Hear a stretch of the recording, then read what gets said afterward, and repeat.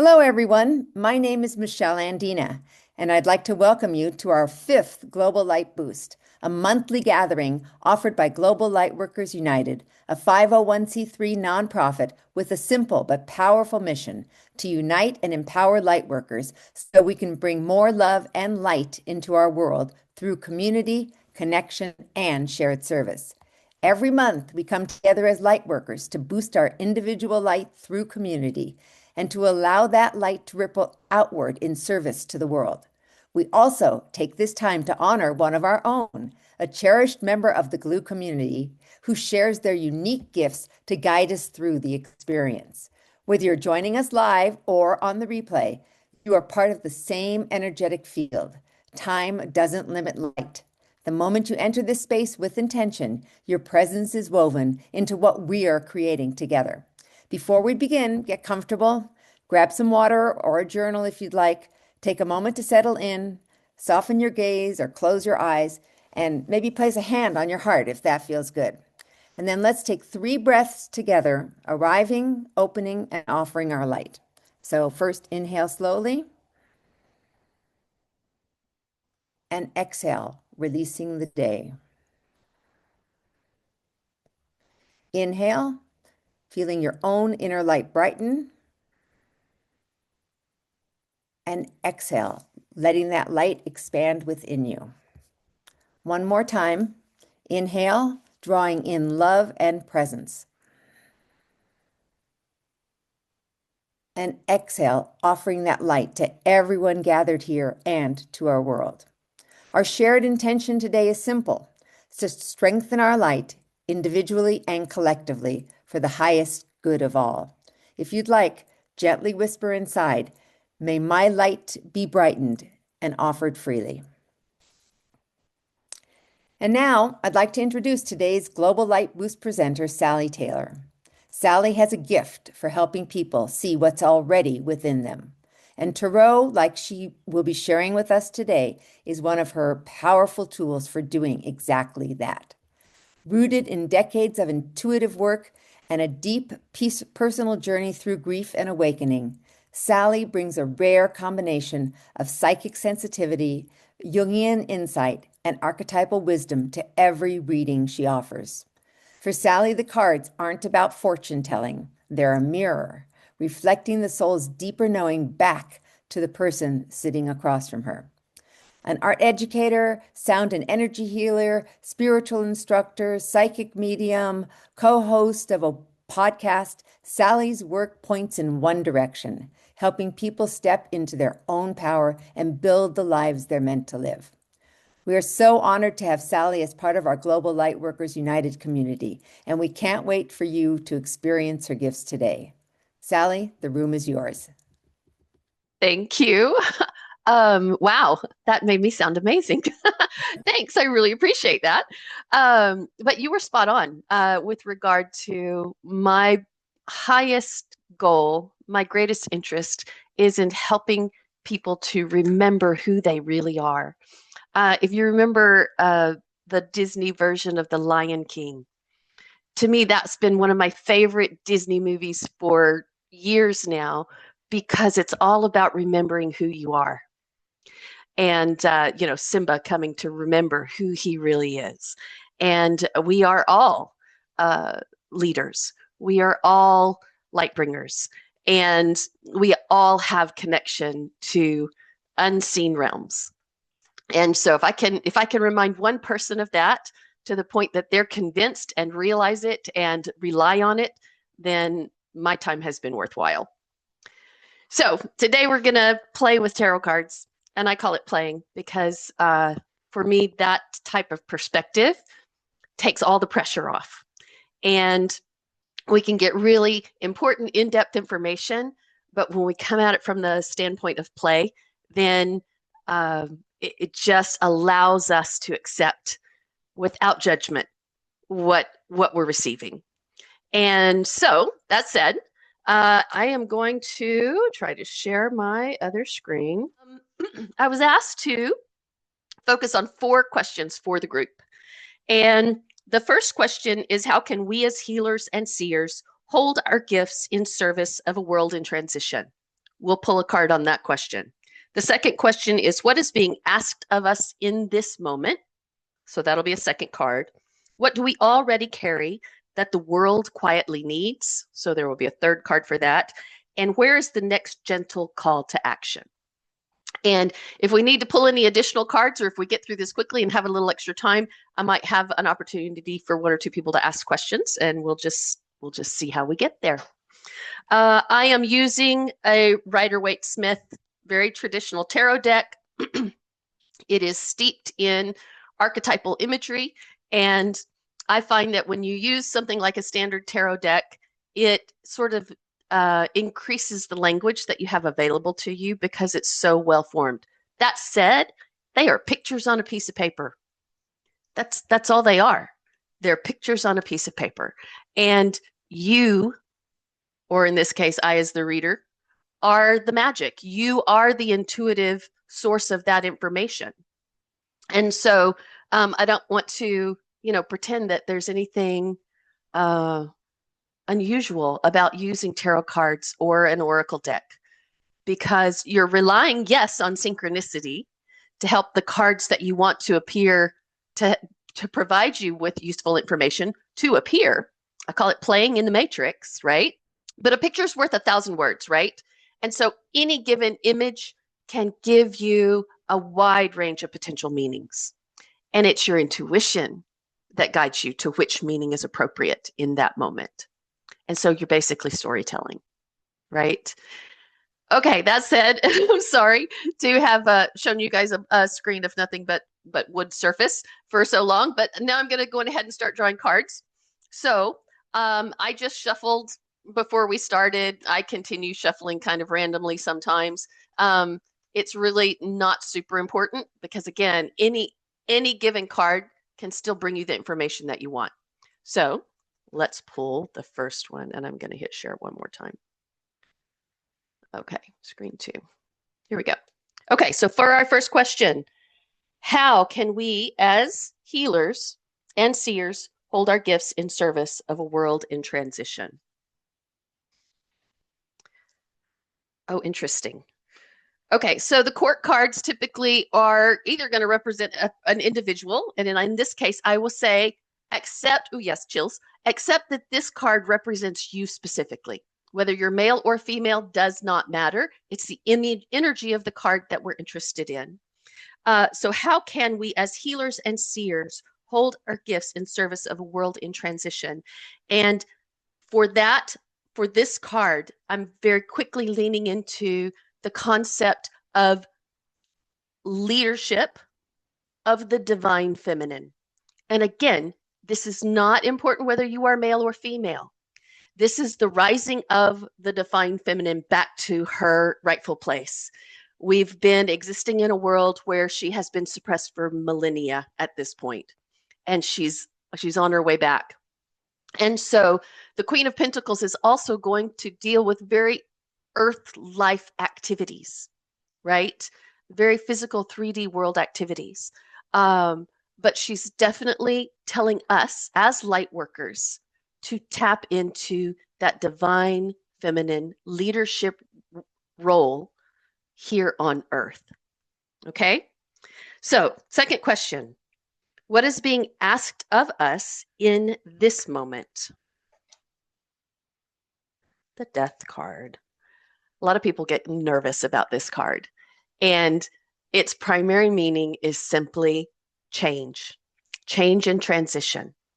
So we are being asked to hold energy while, oh goodness, chills again, while the world is in change. You guys will come to know as you get to know me, I'm very, very clairsentient. I get all kinds of energetic hits. And so, you'll hear me comment on it frequently. But as light workers, we are now being asked to hold the light while the world is changing and changing quickly. I know we've all sensed it, we've all felt it, and that's what we are specifically here for, is to support the entire collective throughout this time of change. Question number 3. What do we already carry that the world quietly needs? Oh gosh. Let me feel into this one for a second because this is definitely a card that's carrying stuff, right? Carrying a lot of stuff. Wands are typically going to represent things like energy, spirit, creativity, those kinds of things, right? It's the fire element in the deck. And so we are already, to some degree, carrying a bit of the weight of the world, right? And so when a card with a bit of challenge like this one shows up, I like to sort of lean into the message of that card. And if you'll notice, it's a 10 card. 10 card is the end of a cycle and the beginning of the next. So we have already transitioned past what would have been the nines, right? It's the very end of a cycle, into the 10, which says the end has occurred and we're now shifting into the beginning of the next cycle. The other message of this card is not to be blinded by what we are asked to carry, right? To retain our vision and our discernment. Don't allow all of this extra stuff, right? All the weight of these changes to prevent you from seeing where you're going. If you notice in the distance of this card, there's home, right? There's sanctuary right there. So while it may feel like a lot of concerted effort as we're working our way home, ultimately, we are well onto that journey now because we're moving into the cycle where that's exactly where we're headed. All right, final question. Where is the next gentle call to action? And I love this card. The Death card and the High Priestess card are called major arcana cards. That means they're major life theme, important message cards when they show up in a reading. And the High Priestess is really just telling us to tap directly in to our natural native intuition and knowledge and understanding. And she's also, if you notice, she bookends the Queen of Pentacles on the other side. This is again the divine feminine. And this is an even stronger representation of her and divine feminine leadership. So we're being called again as a repeated message to tap into that divine feminine, to tap into our natural intuition. The feminine aspect is the intuitive side of us. And again, doesn't matter if you're male or female, right? We all have it. We all experience it. And it's just a matter of, have you accessed it? Have you tuned yourself to that part of yourself that is receptive, that is clear when it comes to connection with the spirit, with spirit? Anybody have any questions about what we've talked about so far? And does it resonate with you? Or is there something that feels confusing? Anne, did I pronounce your name right? Yes, McAvoy? yes, Yeah, yes. go right ahead.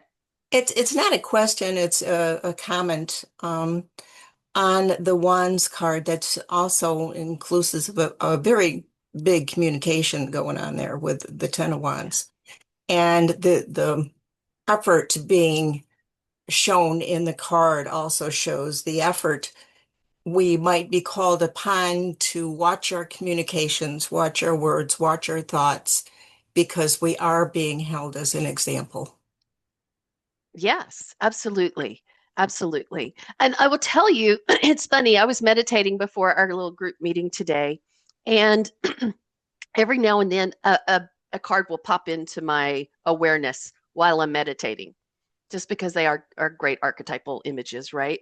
And I was actually, to be honest, I wasn't going to be shocked if it popped up in the reading because they often do. When I see them in a meditation beforehand, they can often show up in the reading. It didn't this time, but I saw the Page of Wands in my meditation. And the Page of Wands, again, is representative of that fire element and creativity and intuition, but he's also a messenger. And for me, that added that little bit of extra message for us as a group that we are here to share our journeys, right? That the little page of wands, he's on a journey, right? He's in front of the pyramids, right? And we are here to share our stories, not because we are, masters of anything in particular, but because in sharing our stories and sharing our journeys, other people see themselves and they relate to that. And so it's not our job at this stage to be gurus. It is our job to share our journey, to share our stories. And we don't have to force it on anybody, right? The people that need to hear what we have to share, they show up. They come to us. We're drawn to each other because we have a resonance that they're drawn to. And we may have a piece of a story that helps them to recognize their own journey a little bit better. So, yeah, absolutely, Anne, you're absolutely right on the money on that. Anybody else?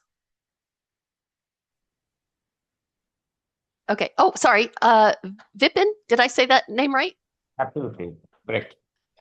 So I could share my own perspective on one of the cards that you have drawn. Feel free. Can you show the last one? Yep. No, sorry, the second last, the one before Second to this. the last. We're back to the wands. Yeah. Yeah, this one. So my perspective, what I got from this card is that we are not burdened, but we are overly gifted by awakening during this time and the help of the team of our guides, archangels, and spirits, and so many channels. We have got so many gifts that we are literally overflowing with them that we can't even keep them within ourselves. Our cup is overflowing. So wherever we are going, we are affecting all the others around us. One of us is enough to affect millions and awaken them, because we are just overflowing with all these gifts of awakening that are in all of us light workers. That is what I got from that one. Yeah. Yes. But again, I don't focus on the challenges of cards too much but they're there, right? So the challenge of, let me share screen one more time. The challenge of the 10 of Wands is not just the burden itself, because he's carrying these sticks. He's getting there, right? But if you notice, his head is buried in them, right? And so it does obstruct sometimes his view. And so just being aware of those challenges allows you to shift, right? It allows you to change your perspective just a little bit. And so, I always like to really lean into what message does that card give us? Because yes, it might address a challenge, but it is up to us to change what we don't like, right? It is up to us to be, to create our own worlds and our own conditions. And anytime that a tarot reader talks about the future, they generally talk about it in potential. So that if you do not like where that potential is headed in the moment, you now have full awareness and the opportunity to change it, right? And so hopefully with awareness of a card like that 10 of Wands card, that sometimes we can be blinded by all of these gifts that we may be carrying, as well as the weight of the world that we might be feeling like we're carrying. Like, that's a perception as well. Is to just be careful not to be blinded by those things. And being aware that that's a possibility then allows us to find new viewpoints, right? To find new vantage points to work from. Oh, Susan had something. Oh, got a couple. So you triggered me. Okay. When you were talking about the sharing. So let me get through this. Okay. So I've really struggled with how much to share of myself, because I think that I don't ever want anyone to feel less than, because I've had experiences that maybe a lot of other people haven't. And so I'm stuck between this never wanting to make someone feel less than, and when to share. I don't know if that makes sense, but It that's a does. struggle. Yeah. Yeah. No, and thank you for sharing that bit, because I think most of us have felt that at different times, right? Oh, I've had all these amazing experiences, and you really want to share with people who, might understand, or even if they don't, you still want to share. I'm like, I tell my husband everything. He doesn't get most of it, but he accepts it, right? But that said, this is my belief. Take it or leave it. We are at a time now where we're being called on to go in ahead and share as much as we can with anybody who is willing to listen. Again, it's not on us to push it on them, but things are changing so quickly that we need to help people to understand that these things are okay, right? That it's okay to have these odd experiences that you can't explain and you don't know how to tell anybody, and it's okay to fess up to the really unique and unusual things that are occurring, because they seem to be happening a lot. But also that if somebody hasn't had those experiences, and there's lots of people who haven't, that it's within their capacity, if they have the interest and the focus, to also begin to experience similar things. I am not a special, unique human being either. I'm a human being. I'm special in the way that all humans are, right? But I am not somehow better than or more special than because of the experiences that I've had.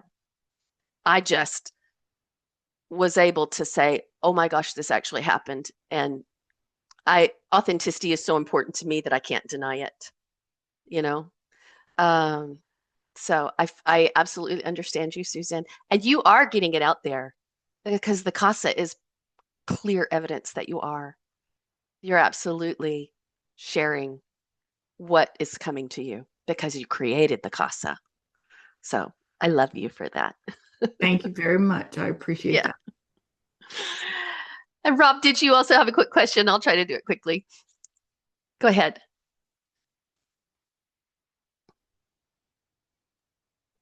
Hi, Sally. It might actually be a question for a whole nother session and hangout type thing, but I was just more intrigued of how you talked about the Queen of Pentacles have been like basically she's on, coming back and been quashed for like millennia.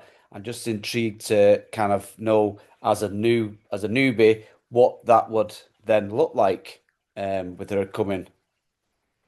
That's a good question. And I think it can look like a million different things.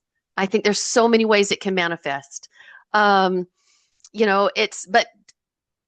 for a lot of us, I think it really means leaning into feminine acceptance of feminine knowledge, feminine wisdom, feminine authority in some cases. And I don't like the word authority, but I mean, there is that as well. But it just means finding balance. When women lead, they lead with balance. They don't reject their sons over their daughters, right? Yeah. Or their daughters over their sons. They're all their children. And so they are about nurturing the whole, the community, the whole family, and so it's about coming into balance more than anything else. Well, Sally, thank you so much You're very for welcome. for playing in the Matrix with us with such deep questions and navigating that in such an empowering way. We really appreciate your knowledge, experience, expertise, and sharing it with all of us today. We're going to move into the healing transmission. So if we could just take a moment to do a deep inhale all together and exhale. Again, inhale and exhale. And one last inhale and exhale. Let us turn inward and open ourselves to receive. If it feels comfortable, place a hand on your heart Take a slow, gentle breath in and another. Feel the quiet presence of spirit within you. The eternal light that has been with you through every chapter of your journey. The light that has guided you through uncertainty, celebrated your joys, and carried you through every transformation. As you breathe in, feel that connection growing stronger. As you breathe out, allow your body to soften and relax into the support of the earth. This month, we move through a powerful season of expansion. The energies of June invite us to nurture what truly matters, to listen more deeply to our hearts, and to trust the wisdom emerging from within. Imagine now a beautiful golden white light descending from above, entering through the crown of your head and filling every cell of your body. With each breath, this light grows brighter. It fills your heart, your mind, your spirit, your entire being. Allow this light to gently awaken anything within you that is ready to heal, anything ready to be released, anything ready to be transformed into greater love. As this healing light fills you, imagine it expanding outward. It moves beyond your body, beyond the room you're in, connecting with every member gathered here today, heart to heart, soul to soul, light to light. See our individual lights joining together into one radiant field of consciousness, a living network of compassion, wisdom, and remembrance. As we stand near the summer solstice, the season of greatest light, imagine this collective field shining across the earth. See it flowing into communities, into families, into places of conflict, into places of healing, into the hearts of those who feel alone, into the hearts of those searching for hope.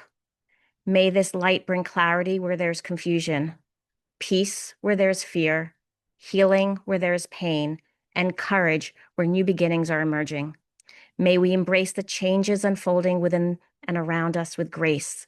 May we trust the new paths opening before us. May we remember that healing is not something we do alone. We are supported by one another, by spirit and the wisdom of the earth herself. Now allow all images to gently dissolve, resting simply in the presence of Source. Nothing to do, nothing to fix, nothing to become, simply here, simply breathing, simply being. And as we slowly return our awareness to this moment, we trust that this healing transmission continues to unfold in perfect timing.